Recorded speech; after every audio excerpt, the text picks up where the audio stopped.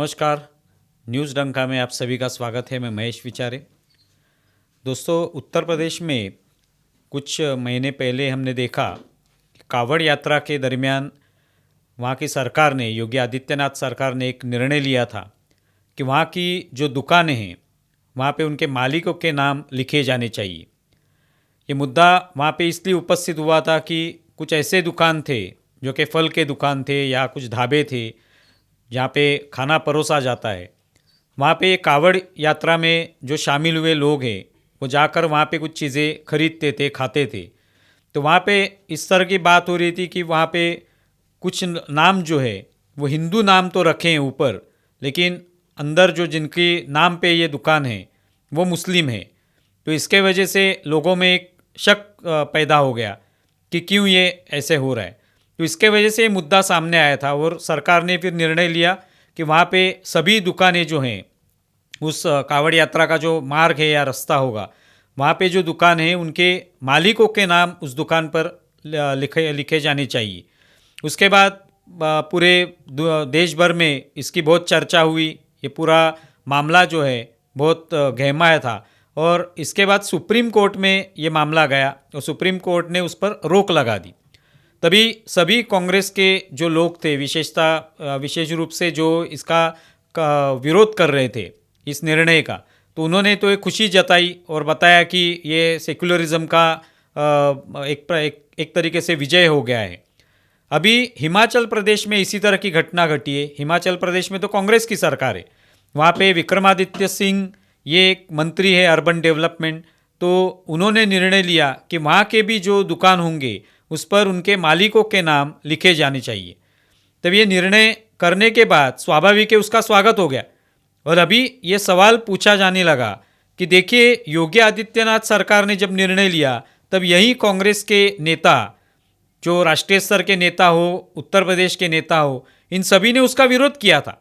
लेकिन आज हिमाचल प्रदेश में जो कांग्रेस की सरकार है, उनके ही मंत्री इस तरह का निर्णय लेते हैं कि वहाँ पे सभी दुकानों पर उनके मालिकों के नाम होने चाहिए, चाहे उसके ऊपर लिखे गए नाम अलग हो, कुछ भी नाम हो सकते हैं, लेकिन उनके मालिकों के नाम उस पर लिखे जाने चाहिए, उनका लाइसेंस वहाँ पे लगाया जाना चाहिए। तो ये उन्होंने निर्णय लिया। अभी तो कांग्रेस के कोई भी नेता उसके खिलाफ नहीं बोल रहे। अभी तो सेक्युलरिज्म के बारे में कोई चर्चा नहीं कर रहा, तभी तो चर्चा हो रही थी। मूलतः ये जो निर्णय है हिमाचल प्रदेश के मंत्री ने लिया हुआ, विक्रमादित्य सिंह ने, ये निर्णय उचित ही है और ये कोई निर्णय अलग नहीं है। देश में कहीं पे भी ये निर्णय लागू नहीं है, ऐसी बात नहीं है। हर जगह पे हम लोग देखते हैं कि जो भी दुकानें होती हैं उस पर उनके नाम, दुकान का नाम होता है और उसके प्रोप्राइटर का नाम होता ही है और होना भी चाहिए। कौन उसका मालिक है, उसका नाम क्या है, उसका लाइसेंस क्या है, उसका लाइसेंस का नंबर क्या है, ये अगर लोगों को उसकी जानकारी चाहिए होगी तो क्या वो मिलनी नहीं चाहिए? वो लोगों का अधिकार है।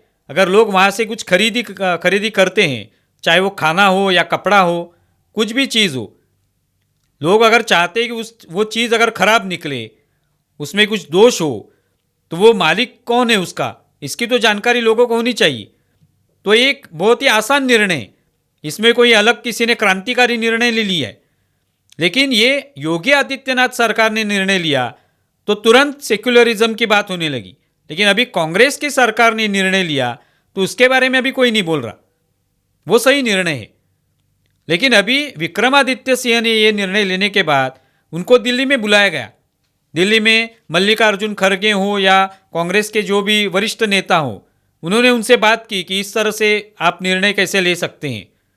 उनकी आलोचना की गई। इसके बारे में सोचिए इस तरह के निर्णय लेते वक्त। तो अभी देखिए, कांग्रेस की ये दोहरी नीति जो है सामने आती है। एक तरफ जब आप उत्तर प्रदेश में निर्णय लेते हैं तब उसकी आप खिलाफत करते हैं, उसके खिलाफ जाते हैं, उसका विरोध करते हैं, सुप्रीम कोर्ट में उस पर रोक लगाई जाती है, तो आप बताते कि सेक्युलरिज्म की जीत हो गई। और अभी हिमाचल प्रदेश में आपकी सरकार उस तरह का निर्णय लेती है तो उसका स्वागत सब लोग कर रहे हैं, तो आप कुछ बोलते नहीं। वहाँ पे आप निर्णय कैसे ले सकते हैं?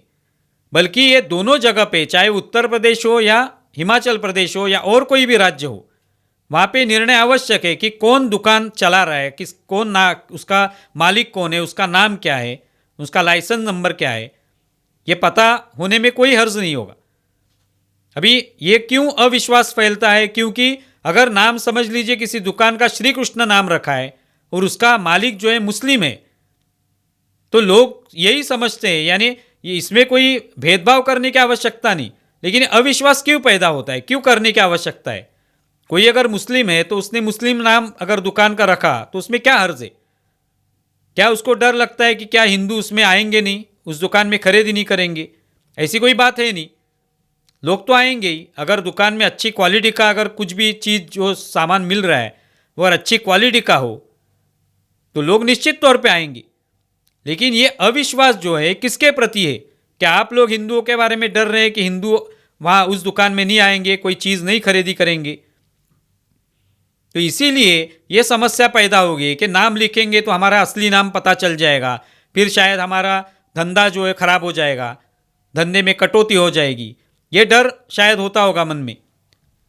लेकिन ये निर्णय बिल्कुल सही है।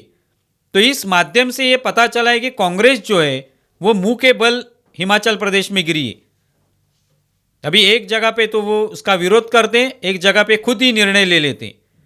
तो कांग्रेस का ये दोहरा चेहरा जो है इस माध्यम से सामने आया है। आप इसके बारे में क्या सोचते हैं ज़रूर बताएं। हमारा ये वीडियो ज़्यादा से ज़्यादा शेयर करें और हमारे यूट्यूब चैनल सब्सक्राइब करें। धन्यवाद।